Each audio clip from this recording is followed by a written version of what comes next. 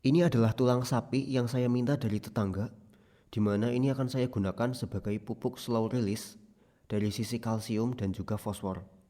Jadi ini akan sangat membantu pada pertumbuhan akar tanaman dan juga penebalan dinding sel, yang mana ini akan membuat tanaman Anda lebih tahan terhadap penyakit dari jamur misalkan, dari virus, dari bakteri, di mana saat Anda terkena patek atau jamur sejenisnya, maka Anda harus menggunakan fungisida dan juga kalsium. Fungisida untuk membunuh jamurnya, kalsium untuk memperkuat tanamannya. Maka dari itu, kalsium dari sisi organik itu jauh lebih baik ya biasanya. Karena pertama itu memberikan makanan lebih untuk bakteri-bakteri yang ada di tanah atau mikroorganisme lain atau cacing juga. Dan dari sisi tulangnya sendiri, bentuknya itu seperti spons.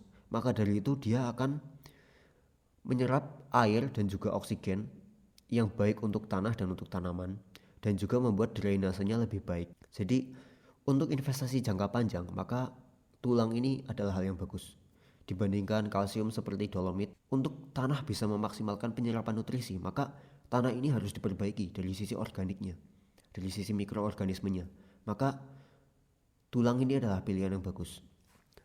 Jangan sampai kalsium yang Anda berikan itu malah larut, hilang, terbawa air, tidak terserap oleh tanah, tidak terserap oleh tanaman, dan itu juga akan membahayakan orang-orang yang mengkonsumsi air dengan kalsium berlebih. Kembali ke masalah awal, di mana perbaikan tanah atau penyiapan lahan adalah hal yang utama yang perlu diperhatikan.